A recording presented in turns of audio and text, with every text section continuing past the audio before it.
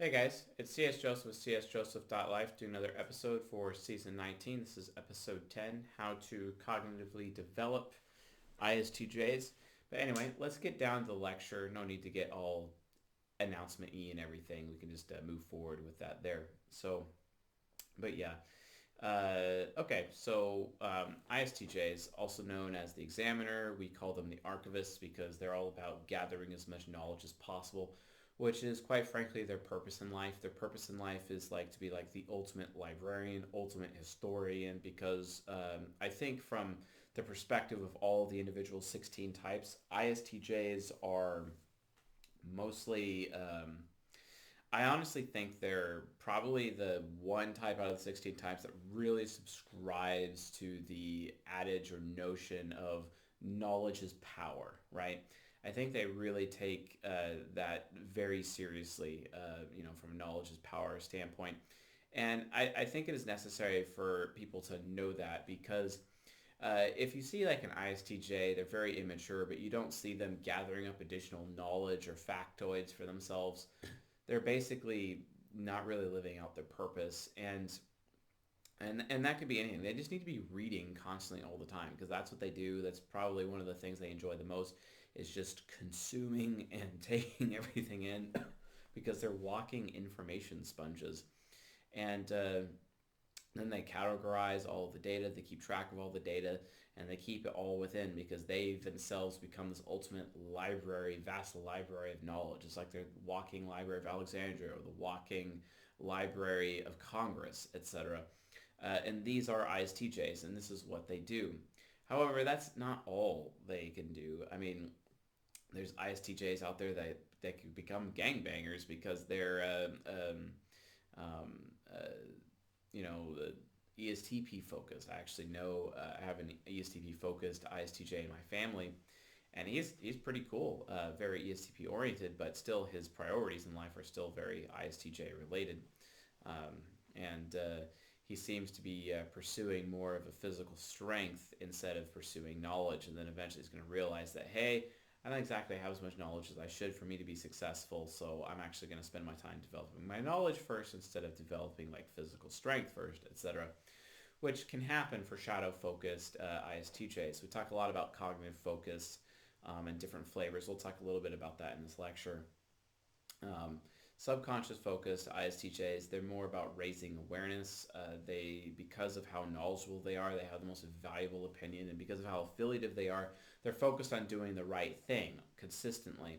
And because of that, they end up realizing that it's their duty to get people to think about things properly. And oftentimes, like if you want someone to produce propaganda for you or to expose propaganda for you, you want an ISTJ because no type out there could literally keeps track. I mean, I have this one ISTJ friend who keeps track of every single pundit on Twitter, on various shows, reads all of the articles, and he understands the entire collective unconscious from a political point of view. So the political collective unconscious of the United States of America and how that fits together with other macro entities, including the United Kingdom and various groups within the Middle East, etc. Canada even. I mean, I kind of consider him an expert on Canadian politics because I'm very amazed at just how much he knows about all that. And the reason why ISTJs do that is because in order for them to really feel important, which is what they want, the self-importance is everything to them, they have to know everything. They go out of the way to know everything or be in the know because that's how they draw their self-worth.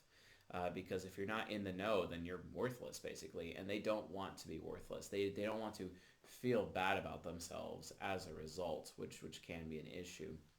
So anyway, before we go to our whiteboard, let's talk about just some ISTJ basics for those of you who are new to Patreon or at least somewhat new to the community because we're getting a lot of people joining Patreon without seeing the rest of what's available. And it's like, holy crap, there's a lot of content in here. So temperament-wise, they're affiliative. We talked about that already. They're very concrete, so they're just focused on the what is or the what was. They're not really talking about the what if, basically. And they're very systematic. So ISTJs focus on the best way to do something, not necessarily about what they can get out of a situation or what others can get out of a situation. They're willing to take a loss for people if they believe it's their duty, essentially. or if it's the best way to do something happens to be that they are willing to sacrifice themselves or their interests in a particular situation in order to either help somebody else through their sympathy or because it's just straight up the right thing to do as a show of gratitude, right? And ISTJs who are grateful are, I wouldn't say they're rare. They're not really uncommon either.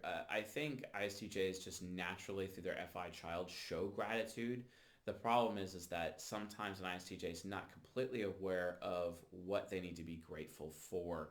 Of course, I think any human being would have that issue, but ISTJs are really sensitive to that because sometimes ISTJs can get so focused on the negative because of how cynical and pessimistic they can get because of their TI critic that it actually inhibits their ability to really come to a high level appreciation of what they have and what they've been given.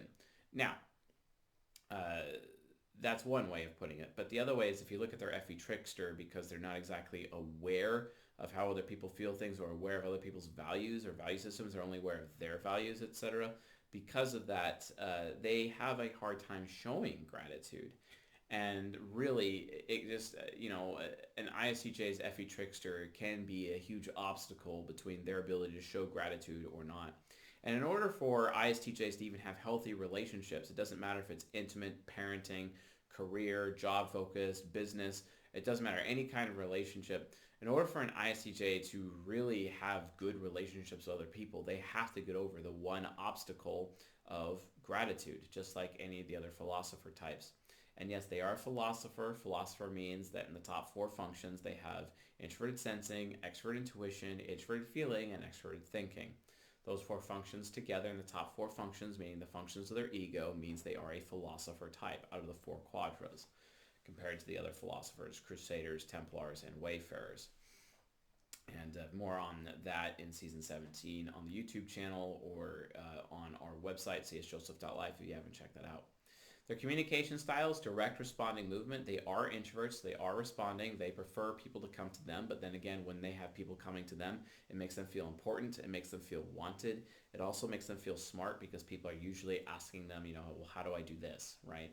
Or why do I do this? And oftentimes ISTJs have the answers. There's an ISTJ in my family. She's my cousin's wife. She's fantastic ISTJ.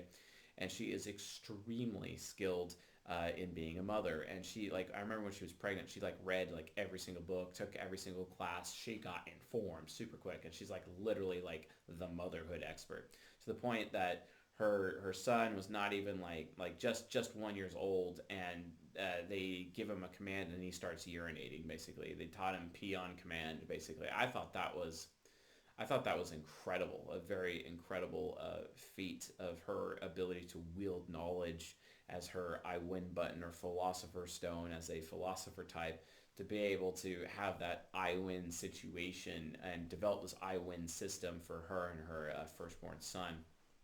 I was always very amazed at her diligence to do so. And diligence is what it's all about when it comes to direct responding movement types. Yeah, she's direct. She says what she means. She means what she says. She's very explicit in her language, whereas if you're informative, that's more of indirect or implicit language. Thank you, Alex Ark, for pointing that out to me. But she's very explicit through her language, but she's also very movement oriented. It's all about progress. It's all about the journey. It's not necessarily the goal. It's about the journey, right? And so she's on this endless journey, endless quest to gather as much information and data about motherhood or anything for that matter as an ISTJ would. And that's very important for their own personal growth. Virtue and vice-wise, obviously you have, knowledge versus the trivial, being able to gain actual expert knowledge and have actual real expertise instead of gathering up knowledge where an ISTJ can end up being someone who's majoring in minor things when they're becoming an expert at something that's just not really relevant or important or needed. And that is a consistent problem ISTJs have. They can be distracted, and it's because of those distractions. It's usually because of sensuality, or maybe because they have a dopamine addiction, too much Netflix, too much video games, or too much fiction, I would say. It would be a more appropriate way. And oftentimes, when they're like gorging themselves in fiction, I don't know how many times I've seen ISTJ women, for example, reading romance novels. I've even seen a few ISTJ men reading romance novels in secret because their ENFP subconscious gets off on it. It's kind of an interesting occurrence, as a result. But although that ISTJ men doing romance novel thing is kind of a little bit rarer, let's be honest, but it can happen. The type is a masculine type, so I mean, and also ISTJs really, really take serious, at least ISTJ women, they really take serious traditional gender roles, and having those traditional gender roles is necessary. And with their temperament being affiliative, concrete, systematic, they are guardians, they are SJs, they are focused on the past, they're very duty based.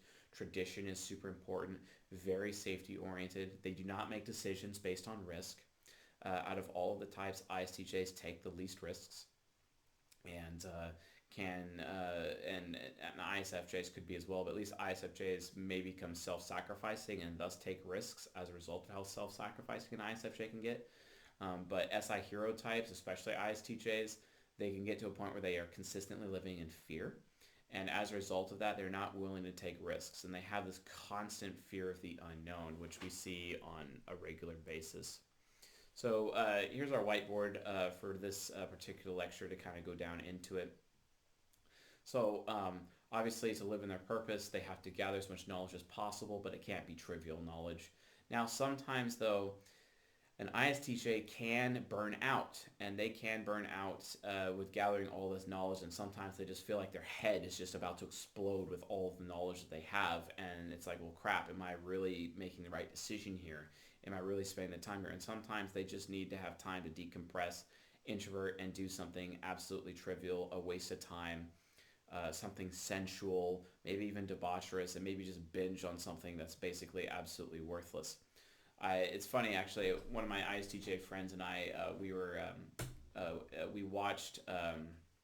We talk a lot about pop culture, and I actually gave him or showed him the Watchmen, the recent Watchmen series on HBO, which I maintain is amazing. And and out of all the comic books ever done, Watchmen is my most favorite comic or graphic novel approach, and he absolutely loved it too. The whole alternate dystopian United States history, and teleporting a giant squid and melting everyone's brains and killing 3 million people in New York kind of thing, and how society had dealt with that. And HBO, I think, did a really good job of that series. Yeah, it's very like anti-white male in that show, but regardless, I think it was an amazing accomplishment as a show, especially the backstory of the character Hooded Justice, and who people initially thought was actually a white guy, but he's actually a black dude. I thought that was excellent. I think they did a great job with that. And I also maintain that Watchmen took more of a Malcolm X approach instead of a Martin Luther King approach when it came to the black man in the United States of America, which I think that was a very nice touch to the show. But anyway, my ISTJ friend and I were discussing the show, and he revealed, like it's one of his favorite comics, and of course it's very, very trivial, right? So, but I've noticed that, the virtue and vice when it comes to ISTJs, they kind of need their vice in order to even to continue in their virtue. And while they need to, I recommend that they focus really heavily in their virtue for their own self growth, etc., for their own personal development, and get that really valuable knowledge that's actually useful. The thing is, though, is that it can get really dull to them, and in order for them to not burn out, they have to spend time giving their attention to things that don't really matter, because it's like, hey, I want to like actually have some enjoyment in life, because I don't want to be bored to death and be like this nonfiction only library. I need some fiction in there, right? The problem is that some ISTJs, while they can become imbalanced, and when they become imbalanced, it's like that entire internal library is nothing but fiction. So I recommend ISTJs consider a 50-50 shake, or maybe a 60-40 shake in favor of nonfiction, I would imagine. Now, that being said, fiction can actually help them build their subconscious, their ENFP subconscious, when it comes to helping people think about things differently and create an ideal world. It's like when you meet an ISTJ who's obsessed with Star Trek. They're like a total Trekkie, And it's because they just really get off on the idea of the society that's put about as a result of Star Trek. And I I didn't realize how much of a Trekkie I actually was until I started watching Star Trek Discovery recently, and I was talking to my ISTJ friend about that as well. And I came to realize that like I really like Star Trek Discovery. I think it's like the best Star Trek ever made. And although I watched the second episode of Star Trek Picard last night, and I was like, wow, that was pretty excellent. It's possible Star Trek Picard might become my favorite, but I still think Discovery may still end up being my favorite Star Trek ever. Before that, it was Deep Space Nine, hands down. And Deep Space Nine is like seriously advanced and very well written. Let's be honest. I still mourn the death of Jadzia Dax in that show, which was everyone's favorite female lead until they just rando killed her off at one point in time in the show. It wasn't exactly random, but I think it was definitely necessary. So regardless, I think Star Trek as a show or as Gene Roddenberry's vision for Star Trek has definitely moved the human race forward in a lot of ways, and the technologies represented within Star Trek, which were not available when it came out, are actually available now, like tablet computers, for example, phones and communicators, etc.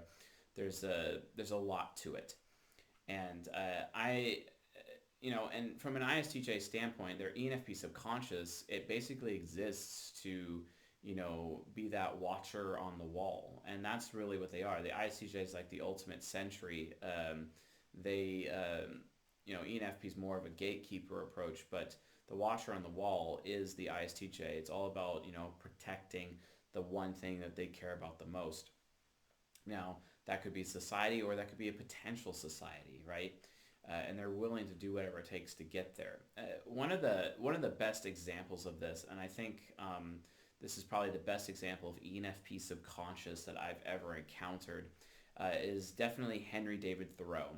ISTJs, if you have not read Civil Disobedience by Henry David Thoreau, what are you doing? Like, what the hell are you doing with your life? You have got to do this. Because Civil Disobedience, as a paper, as an essay, is one of the most amazing pieces of literature ever produced. And it really just goes to show that even though ISTJs are extremely affiliative, focused on doing the right thing, and yes, they can become sellouts to the government and and sell out the people in their constituency that can follow them. And the ISTJs are an insane risk of being like the biggest sellouts of all the types. Let's be honest; they will sell people out. The more the ones that are more focused on the expedient and not so much the meaningful, those sellouts could be a serious problem. But Henry David Thoreau, basically as a minimalist living in the cabin in the woods because he was getting tired of being oppressed by the man and being forced to have experiences he didn't want to have, and his ESTP shadow came out and he's like, you know what, I'm just going to go be my own person and live in the woods, and I don't care what you say, I don't care what you do, there's nothing you can do to stop me, so I'm going to go and live free the way I want to live free. And he did, and he wrote this paper, Civil Disobedience, about it. um, like ISTJs, like, please understand, like, if you read this essay, and you can get it in like it's actually the forward or the introduction to the autobiography of Benjamin Franklin. You get a free copy of Civil Disobedience with it.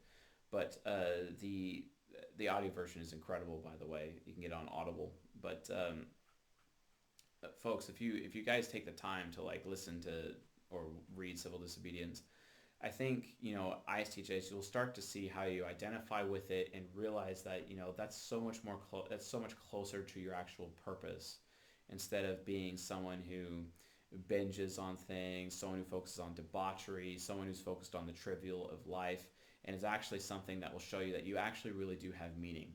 Because it's your job to collect all of the world's knowledge in one place within, but then you have to be the one to extract that meaning out. And that's basically what your philosopher's stone is. We talk about the philosopher types within season 17. The philosopher's stone is basically an alchemical substance used to give someone immortality, or it can make unlimited gold and riches for the person, etc. The philosopher's stone is just symbolically your I win button. the more knowledge that you take in, and it has to be like useful knowledge, not necessarily trivial knowledge, but you can still extract some meaning from the trivial knowledge, because when you look at like dystopian comic books, for example, you can still see the bad direction that the world could potentially take at any moment. So then you take your non-trivial knowledge that you have within and actually use it to prevent that outcome, prevent that situation from coming. And this allows you to basically be the watcher on the wall for society itself. And let's say, you were involved with the American Revolution, you had the opportunity to have a voice or an opinion or a say in developing the Constitution of the United States during the Constitutional Convention, for example, ISTJs. If you were present there, imagine what all of that knowledge within you that you had available to you at that point in time. Imagine the amount of influence that you could have exuded upon the framers of the Constitution. Maybe it would be a better document than it was now. Or what about future potential documents like it, or future potential constitutions like it that will be created in the future, if not very near future, right? When it comes to government structure and making sure that freedom exists, that is the purpose of the ISTJ. The ISTJ is there to use their fear of the unknown also to create more responsible choices for fellow human beings to take, instead of allowing for irresponsible choices to basically ruin the rest of society for the rest of us. ISTJs, please get involved to make sure that that's not happening. The problem is many ISTJs do get involved, especially when it comes to political office and the like, because from a political office standpoint, it can be a serious issue. Political office, because then they could potentially be sellouts. They have lobbyists coming at them, lobbying them to do certain things. ISTJs, which oddly enough have the reputation of being the most responsible out of all of the types, end up becoming the most irresponsible of all the types, which is another inclination of their virtue and vice. A responsible ISTJ is taking on all that knowledge that actually matters, with their virtue, but when they're viceful, they just let it go. They just completely let it go, because it just becomes about what they can get out of the situation. Because don't forget, their subconscious and their unconscious, they're both interest-based. They're not systematic. And also so is their superego. It's all interest-based. So they can actually become a sellout for their own interests over time and give in to that selfish depravity of their subconscious instead of actually keeping up with their responsibilities. However, some ISTJs, they don't really have the opportunity as much to learn from other people's mistakes, and still have to have the room to make their own mistakes through trial and error, right? And that can be also another issue that they come to. So, but anyway, let's look at the path to enlightenment for ISTJs. So the 4 gateways to the path to enlightenment. So what is the path to enlightenment? Why do we care about cognitive development? Why do we care about cognitive integration? Why do we care about enlightenment? This lecture is basically about how you can become a better you. How you can become your ideal self, basically. And oftentimes people believe that the subconscious is their ideal self. No, it's not. Actually, the superego is their ideal self, the other superfluous ego that exists in their mind. And if you look at it from the superego at first has a very parasitic relationship with the rest of the mind. It's a problem. It's constantly taking energy away. It wants to ultimately replace the ego because it has no respect for the ego. It hates the ego. It thinks the ego is irresponsible. It thinks the subconscious is prideful. It thinks the shadow or the unconscious is foolish. And it's like, I can do it better than all you can, and then just leave me alone, or I'm going to actively work to replace the ego. And that's ultimately why the human condition exists, also known as sin nature by various religious circles, because the superego is working towards, it's very powerful, but it behaves like a demon. Although it has the potential to become like an angelic force, it is a demonic force until it's basically transmuted, another alchemical philosopher's stone symbology term here, until it is transmuted from a demon to an angel. And that can actually happen. The superego can do that.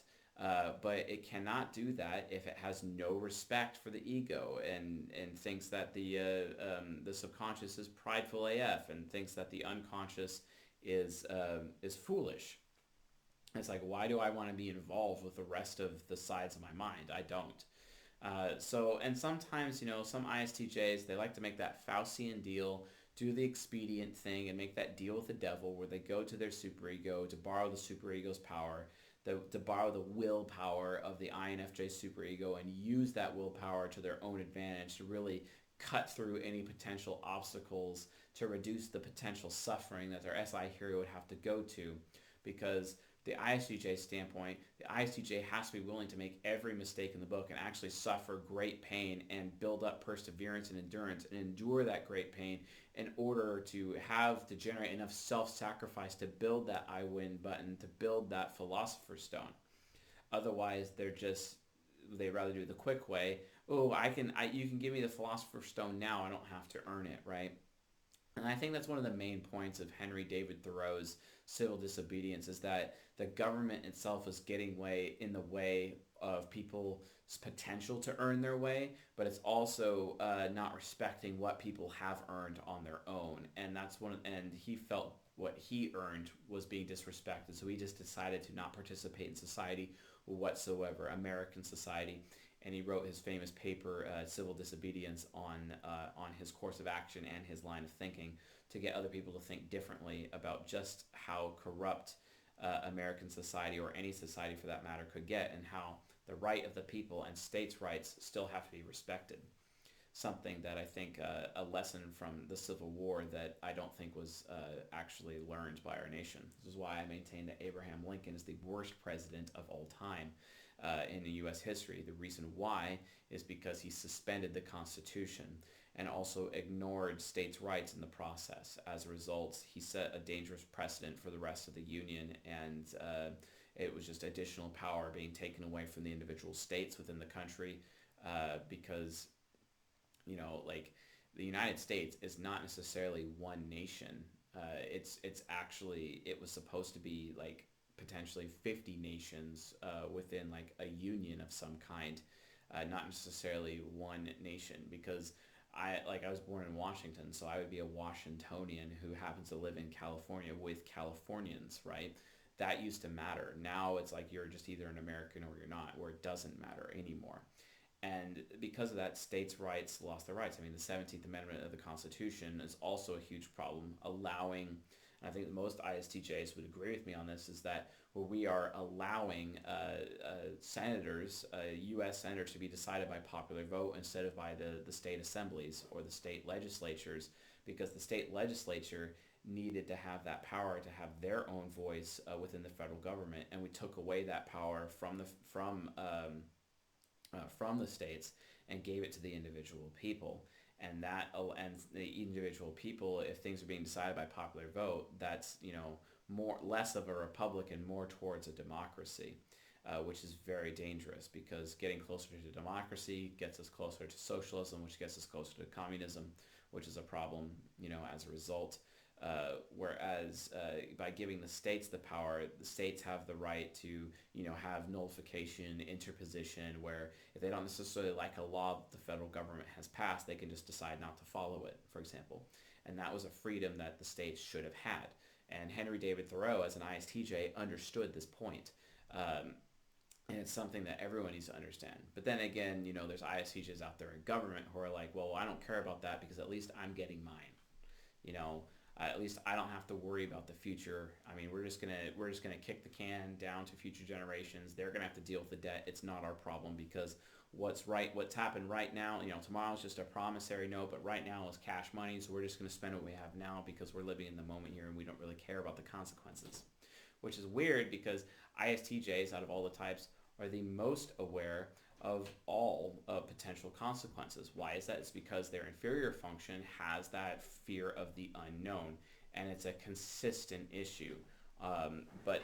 So what am I trying to say? I'm saying that, when it comes to these types of things, when they're doing their civic duty, when they're using their voice, ISTJs have no excuse. In fact, they have the least excuse out of everyone. And a lot of people don't even realize that, because they're still TE users. They're very perception based, and hey, I'm going to give off this big perception on on how other people think about me on a regular basis. and that's not going to be that. It's just not appropriate, and that's why ISTJs, they can be sellouts, because they're putting their own sensual desires, their own pleasures above other people, which is a problem. And this is actually talked about in the book of James, which is funny. James is an ESTP, but in chapter 4, he's like, what causes fights and quarrels, wars, among you? Doesn't it come from the desires that do battle within you? You kill and you covet, but you do not have. You want more, and you don't have because you don't ask God. But when you ask God, you do not receive from God, because He knows that when you get what you receive from God, you're just going to use it to spend it upon your own pleasures. And that's a consistent problem with the Philosopher's Stone when it comes to philosopher types like ISTJs. ISTJs end up using all of that knowledge that they've gained, all that Library of Alexandria, all of that Library of Congress, and they use that to spend it on their own pleasures. All that power, that political power, that civic power that they gain for themselves, they end up using it to spend it on their own pleasure at the cost of future generations.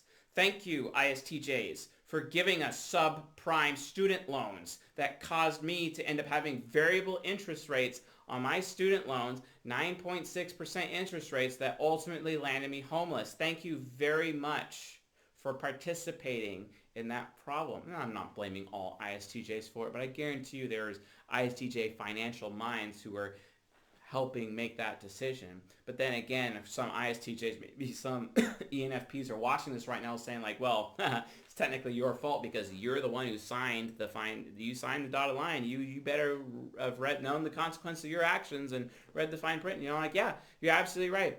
I should have taken responsibility and known a lot more about that as a 17, 18-year-old who's undereducated in a society that you helped create and make it so other people are undereducated. Something that another ISTJ of your own kin, Henry David Thoreau, pointed out in his book, Civil Disobedience. Also read Walden while you're at it. But the point is, guys, like, you can't just say, well, you made that choice. No, you don't get that excuse, because when you create opportunities for people to choose, it is your responsibility to make sure that those opportunities, those choices you're giving to people are good choices for them, not bad choices. Stop generating bad choices for people that suit your own personal gain. That's a problem. So instead of like complaining and having this perspective of, well, the government says it's okay, or this is just how society works, I got screwed over so everyone else can get screwed over too, I had a bad experience and this is just how it goes, this is just the way it goes. No, it's not how the way it goes. It's your responsibility to develop your ENFP subconscious so that society can change. Just because you have experienced something bad doesn't mean it gets to be other people's futures. Maybe if you experience something bad, you should take responsibility and make sure that other people don't have that same future. Oh, wait, that's your purpose in life, ISTJs. Why aren't you doing that? There's a lot of you out there. You're like one of the most common of all the types, yet you're the ones who are willing to throw your heads in the sand because it's like, well, I got screwed, so guess what? You get screwed too. Wow, that's appropriate. Thank you. I'm sure you're going to enjoy a little Philosopher's Stone at my expense and at the expense of future generations. Thank you. Thank you for all that fiat currency. I wish I had some gold. What happened to the gold standard? I think ISTJs had a hand in that disappearing, right?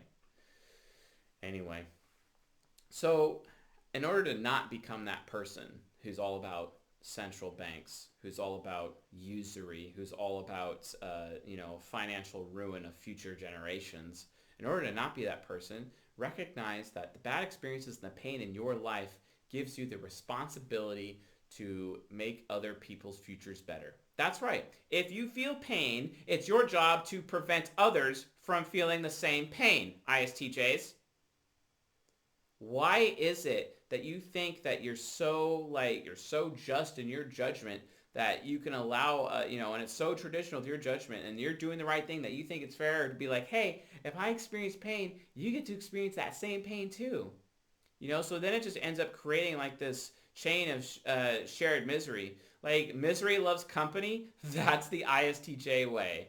Oh man, ISTJs can get so comfortable in really minuscule, poor circumstances, and then they can make sure that everybody else around them ends up the same way just like them, so they can have company with their misery. Wow. How about ISTJs? You have misery in your life because everyone has misery in their life, and then you work hard, as is your responsibility and your duty to the rest of your fellow man, to make sure that they do not have the same shared misery you do. That's why you have extroverted sensing nemesis, after all, worried about other people having bad experiences because of bad experiences you had yourself. That's cognitive orbit. Wake up. But apparently, you just don't care that much. Wow. Don't be that kind of ISTJ, guys. That's the expedient way. That's the INFJ poetic justice approach, the poetic justice of your superego, where you levy your superego's pain on everybody else because you experience that same pain. That is inappropriate.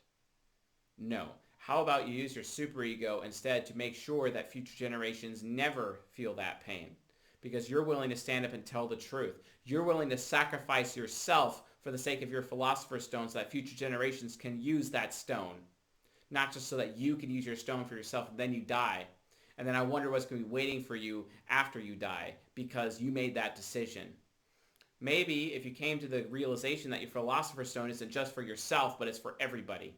Maybe if you actually created society that way that made sense, that would be nice, ISTJs. That would be really, really nice.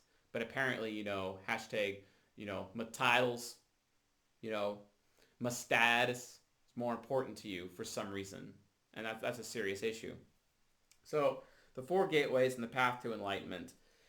What are the 4 gateways? The hero function, ego, inferior function, also in your ego, and then you have your nemesis function, and then you have your demon function. Those are the 4 gateways. Those are the gateways into different sides of your mind. Growing up, you have your hero function, which is the gateway into your ego. You kind of get that one by default.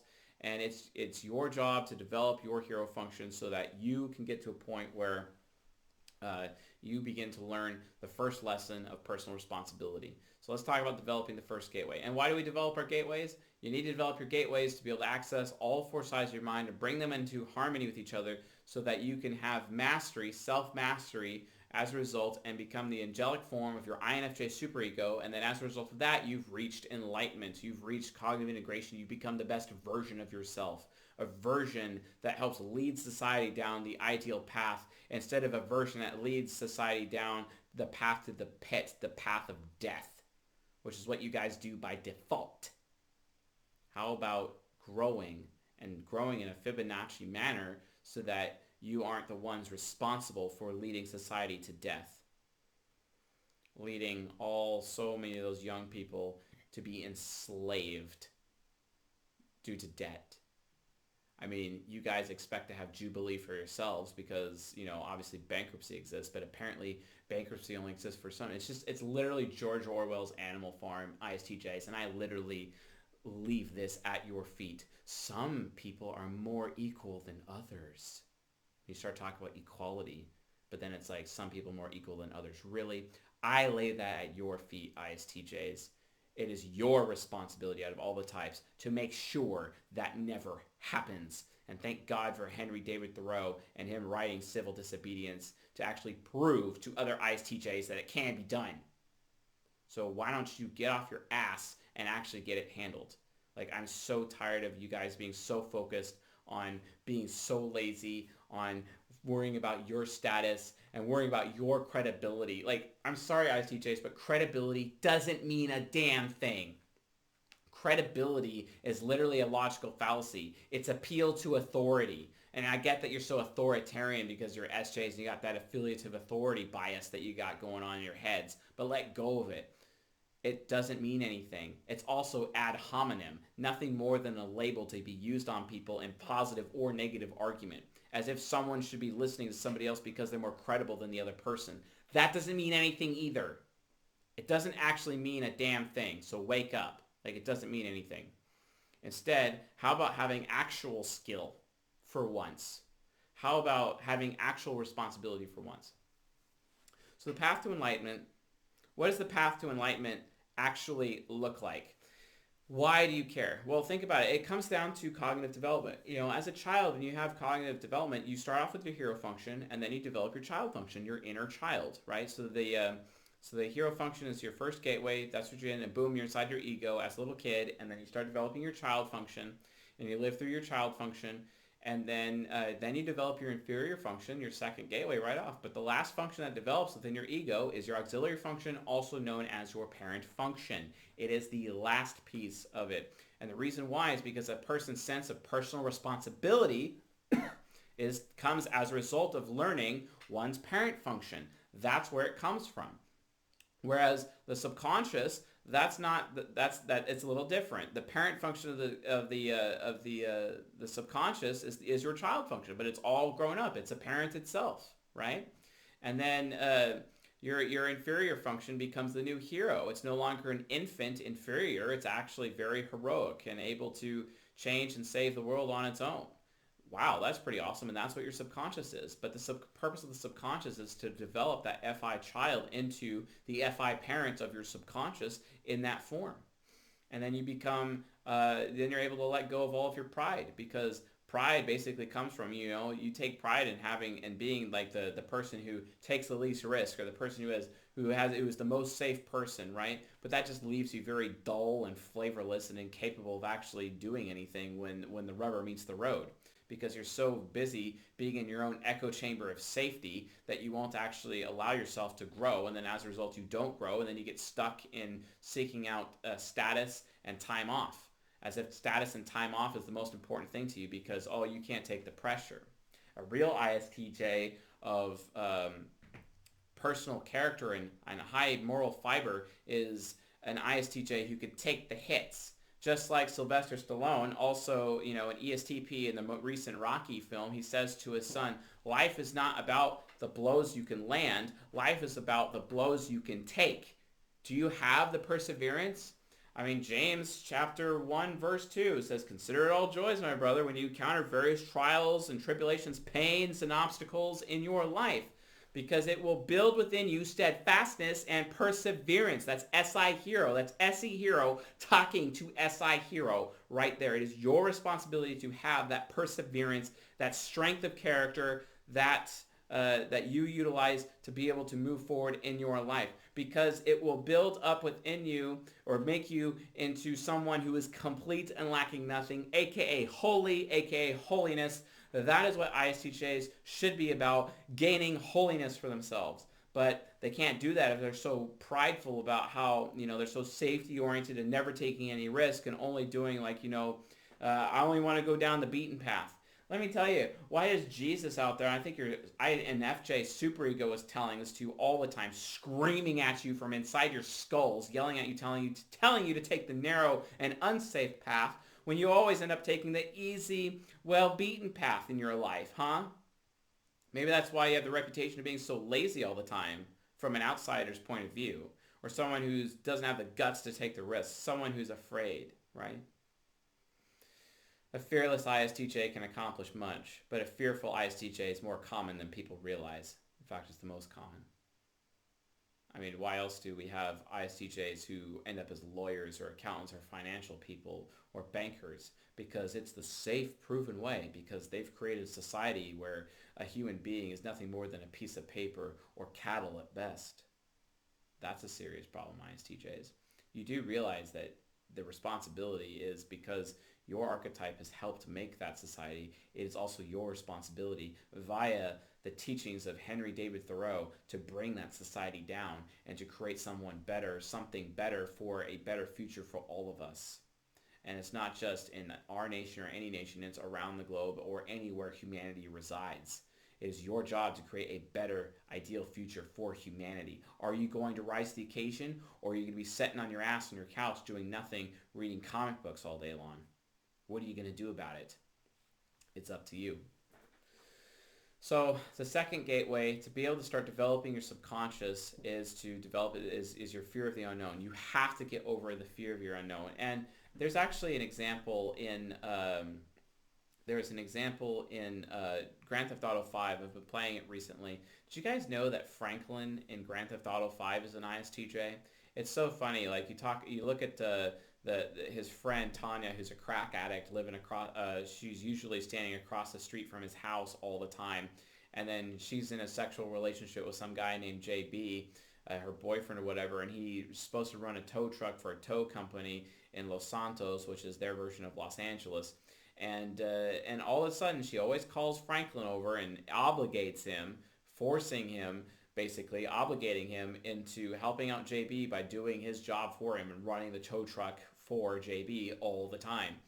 And Franklin doesn't even get anything out of it. This dutiful ISTJ is being taken advantage of. Or when this guy, Michael DeSanto, ends up getting Franklin fired from his job as a repo man, and then ends up hiring him to make it big with him in like as a jewelry store robbery. But in order to prove his loyalty, he's got to jump off the front of Michael's car onto the back of Michael's boat to save his own son while Michael drives the car, etc. Right? Shouldn't Michael, the ISTP, be doing that? No. Apparently, he's got to get this ISTJ to do it for him, and this ISTJ, Franklin, just does it, obligated, because, he's got something to prove. He just wants to be wanted. That's the thing about fear of the unknown.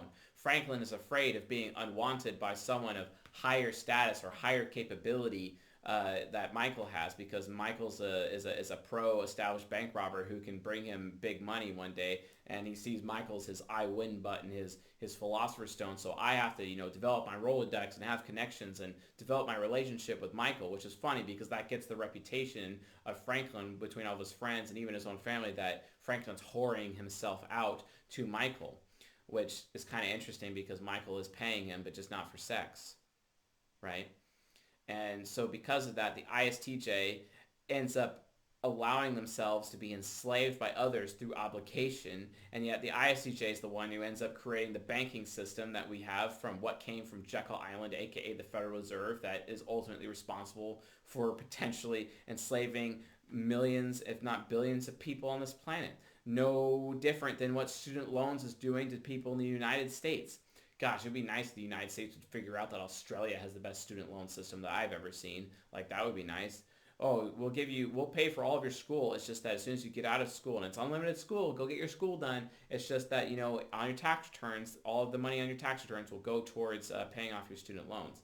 Okay, that's a nice system. That's way better than what we have, where we're actually potentially having the return of debtors prison, or just read some articles about that. It's crazy how certain states have taken student loan debt.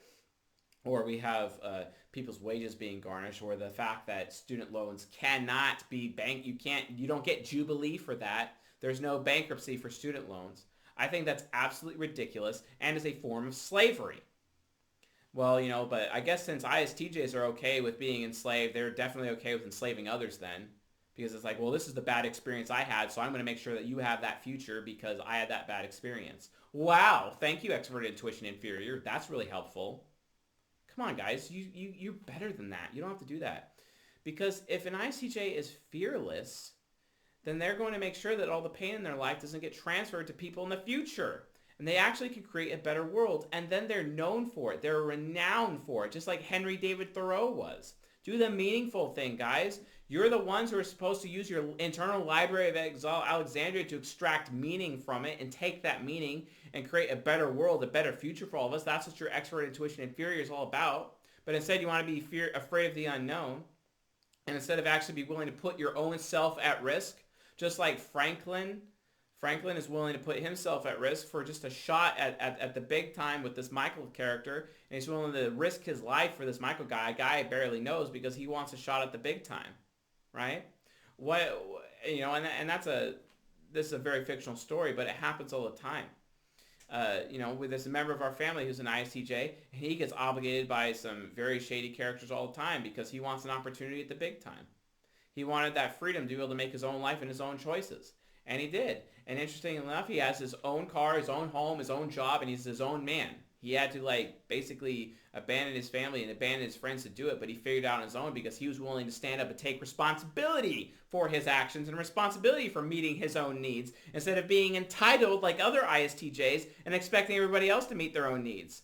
Because if you think about it, it's ISTJs who are like, well, I suffered this pain, so that means I don't have to be so responsible and allow or make sure, either one, allow future generations to suffer in the same way I did, or make sure other future generations suffer like I did. Wow. It's either like they're unintentional or intentional about it. It's funny that James also said in the book of James, and he's talking to ISTJs here, that if any man knows what good he ought to do but does not do it, he sins. Which means ISTJs are still responsible anyway. Because if you just allow a bad future to happen, you're still responsible for that bad future. Because you allowed it to happen. You allowed future generations. You allowed other people to suffer. When you had the opportunity to change it, when you had the opportunity to speak against it. Not to speak is to speak, ISTJs. It's your job to give us a better future. But you're so afraid of it.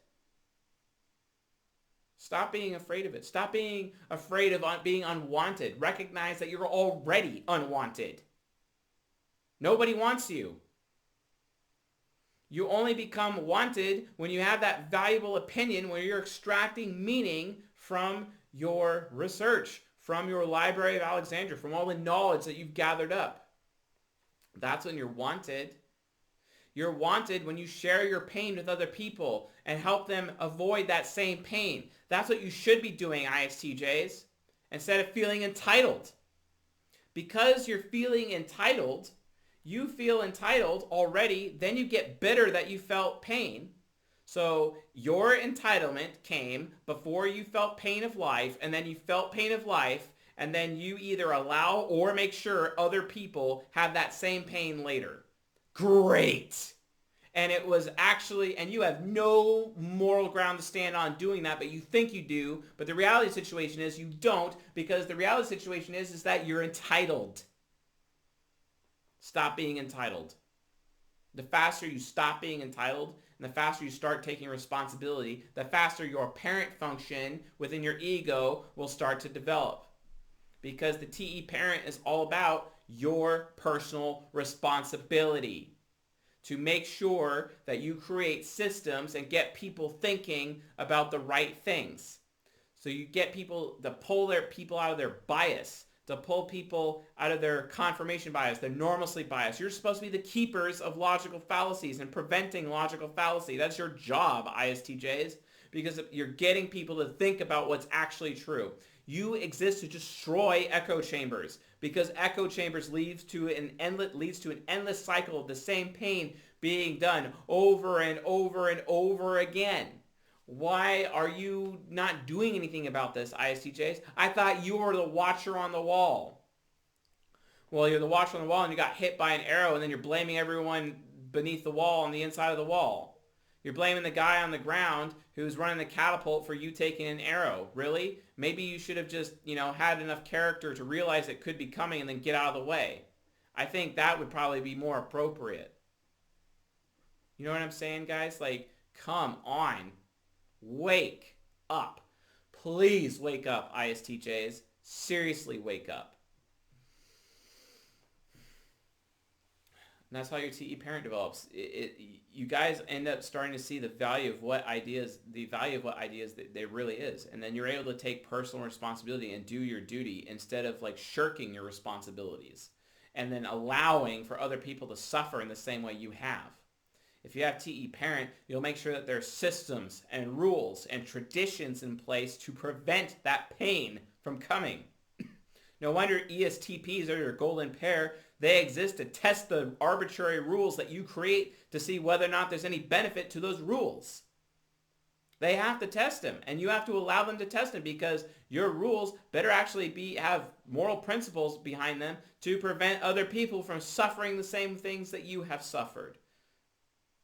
You have a lot of perseverance. You have a lot of steadfastness, right? Because you get through all those obstacles in life, but you go out of your way to make sure that that same pain and those obstacles isn't for everyone else. No wonder ESTPs can get malicious with their mirrors. It's because people like you exist. Stop doing the expedient and start doing the meaningful, guys. Develop your parent function. Take responsibility for your actions and take responsibility for meeting your own needs. Take responsibility for your duty to your fellow man, just as Henry David Thoreau did. The second gateway to develop. And remember, guys, with your gateways, you can go into your gateway chaotically or you can go in it in an orderly manner. If you're going in your gateway chaotically, you're giving into fear with the second gateway, which makes you have fear of the unknown, which means you're always trying to play it safe. And you always get screwed every time you try to play it safe. Wow, that's effective. Don't do that, guys. That's not appropriate. It's not appropriate at all. Instead, go out of your way to give other people a better future. Instead of being afraid of the unknown, you need to embrace the unknown because you recognize with your SI hero that you have such high strength of character, you have such high strength of endurance and perseverance and steadfastness that no matter what unknown thing you encounter, you will be prepared for it. And you will be able to react to it in the moment and use your ESTP shadow to be tactical to get you out of that bad situation if you make a mistake. You have to be open to the unknown and be open to trial and error and be open because you can't always have a plan. You can't always find the systematic best way to do something to get you the result you're looking for. Instead, you need to be okay with failing. You need to be okay with making mistakes. You need to be okay doing things you've never done before. How else are you going to develop your philosopher's stone? You need to be okay with reading books that you've never read before. You need to be open to having ideas that you've never known before. Stop allowing the fear of the unknown to get in the way of your own personal growth. No wonder ESTPs are taking you for a ride all the time and trying to expand your horizons because you have your head in the sand and you choose to have your head in the sand and you become the most ignorant of all of the types. Of all people on the earth, you, ISTJs, the most ignorant of them all because you're so afraid of what might not happen. Here's the thing. Morally, it is your responsibility that if you are afraid of something unknown, it is your responsibility, it is your duty to become familiar with it. Remember, your job is to become familiar with things. You need to be familiar with as much as you can because that's your Library of Alexandria. That's your Philosopher's Stone. The more familiar you become with something, you take it with you forever.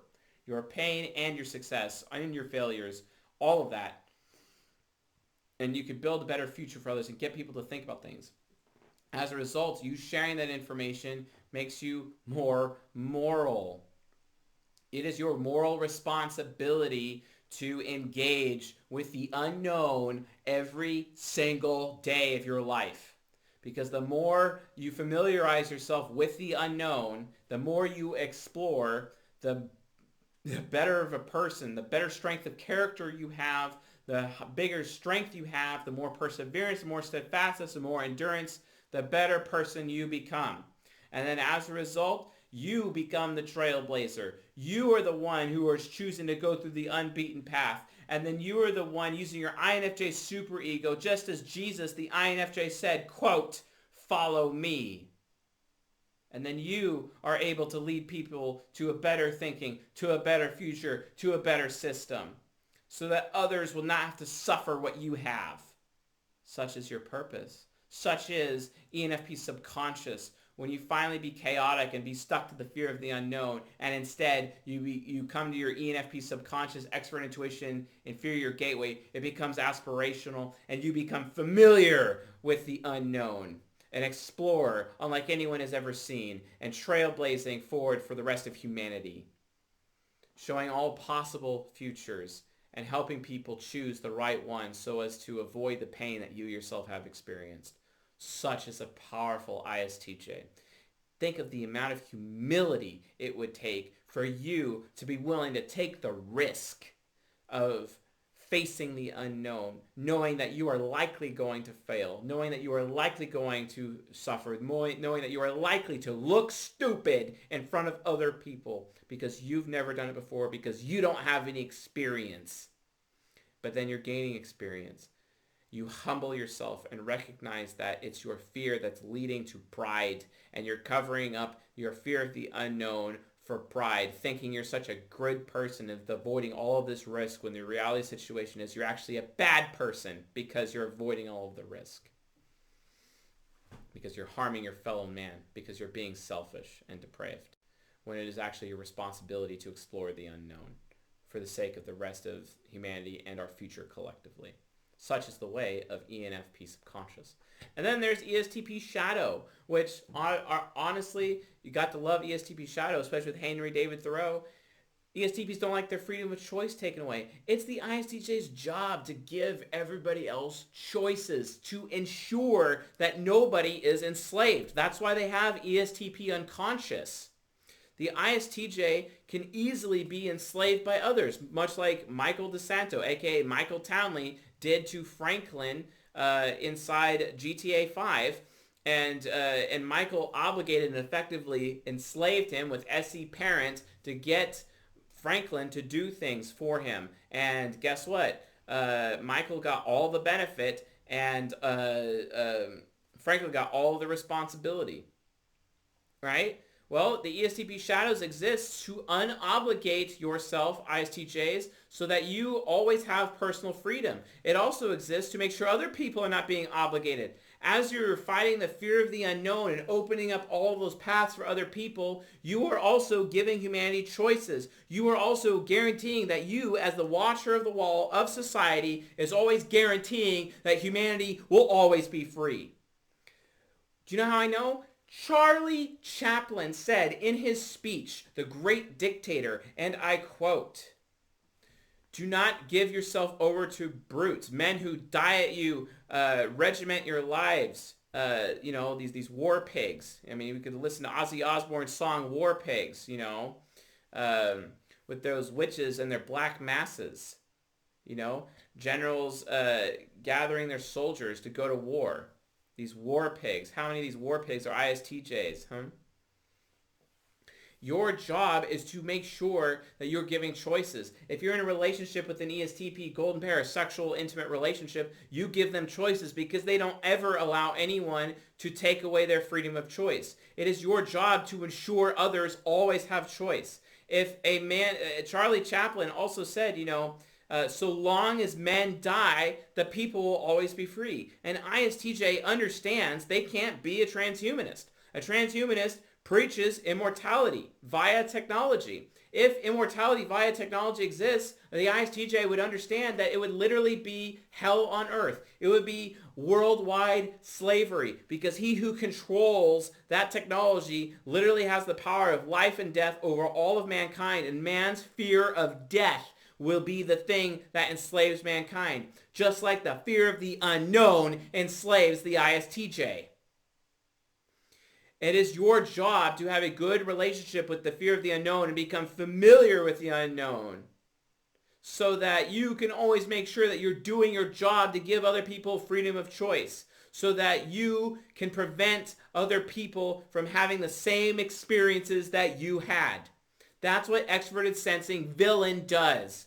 The villain, it's a villain because it's trying to tell your hero, hey, if you're having bad experiences, you should be making sure, you should be doing your duty and making sure other people don't have those bad experiences.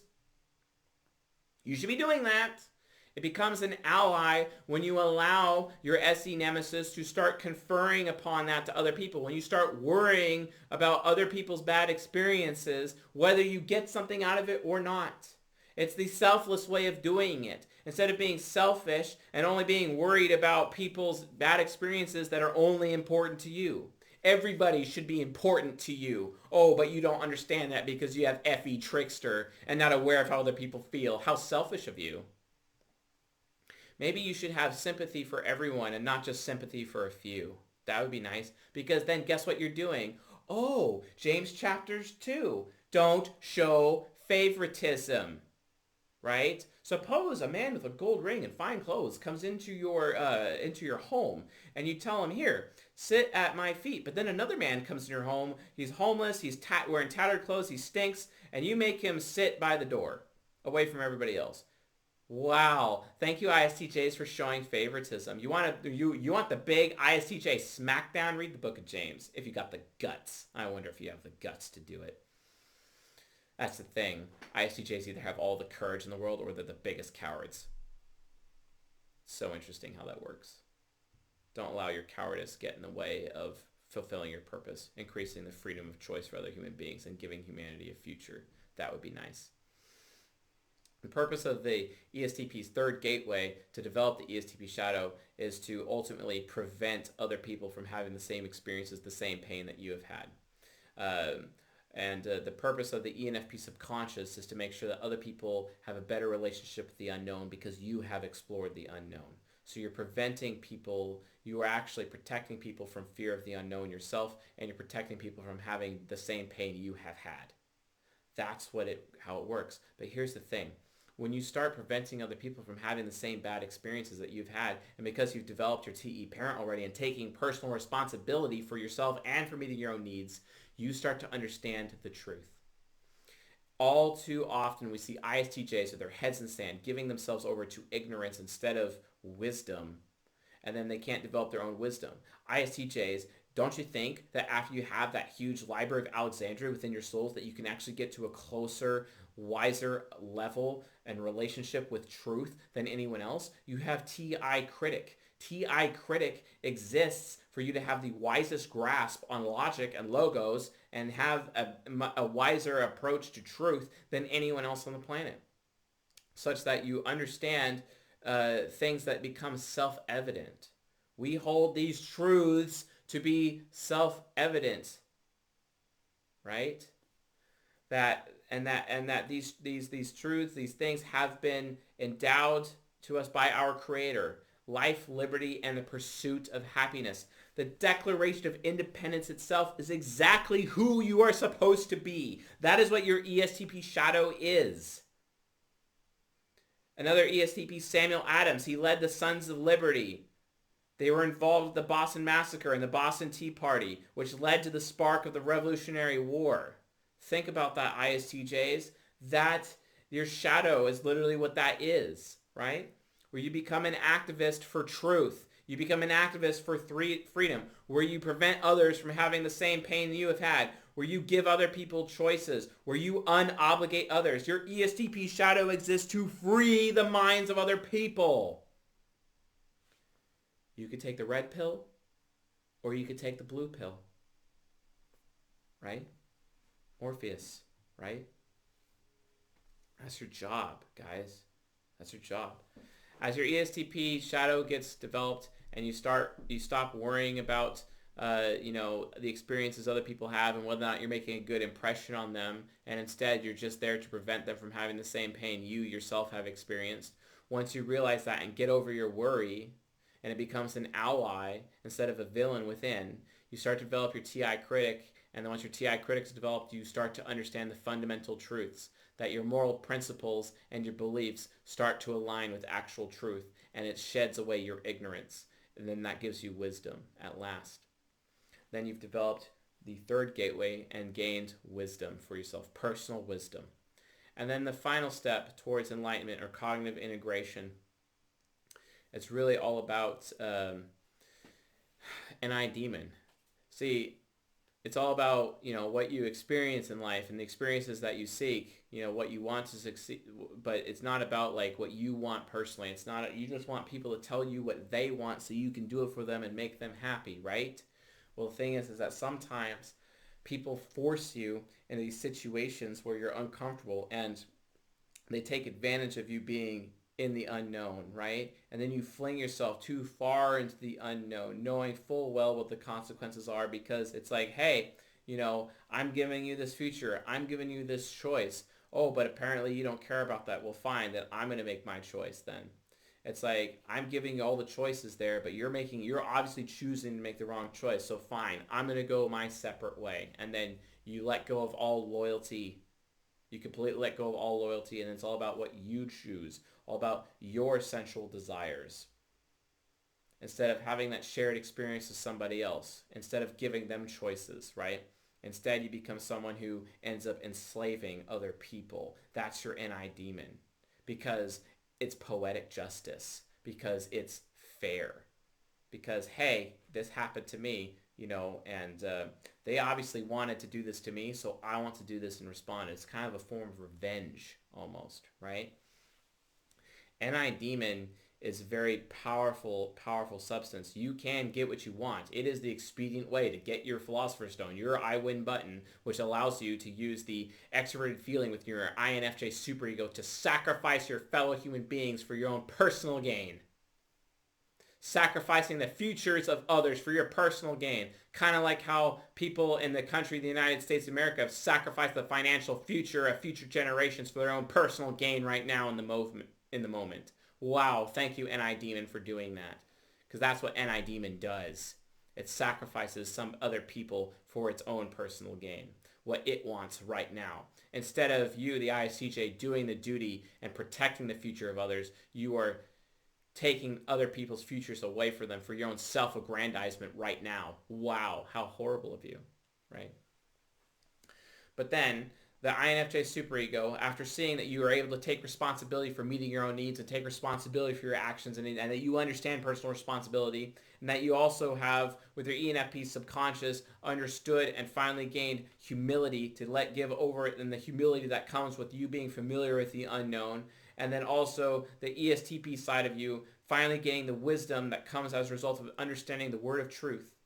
At that point, because you understand the truth and you're gaining wisdom, that you understand that your pride is nothing, and that you're familiar with the unknown, which gain and the humility required to achieve that, and then also the personal responsibility that comes from your parent function or ego. At last, your INFJ superego is willing to no longer be demonic, but actually be angelic, which allows you to gain personal mastery. When your FE trickster finally becomes the FE parent of the INFJ superego, and you understand the feelings of others more than anybody else, you actually truly understand, become the avatar of the affiliative. You can literally be the trailblazer of the most ideal path for the human race, so that everybody else behind you can follow you into a better future. That's what happens, to the point where you are willing to sacrifice yourself for that Philosopher's Stone to bring about an I win button for humanity's future, so that no one's freedom ever again will be taken away from them ever again, so that everybody has freedom of thought and freedom of being, so that everyone can have life, liberty, and the pursuit of happiness forever and ever. Such is the way of an integrated ISTJ. Here, and hopefully you guys found this lecture fantastic. A bit of a long one, as we're coming up on 1 hour 15 minutes here, but thank you for being here anyway.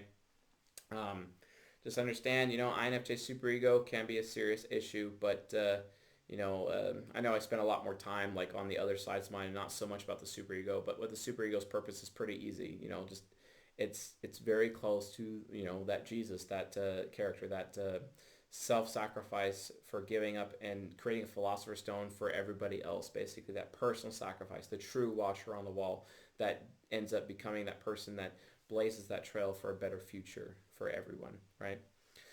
So anyway, thank you all, and with that being said, I'll see you guys tonight, folks. Later.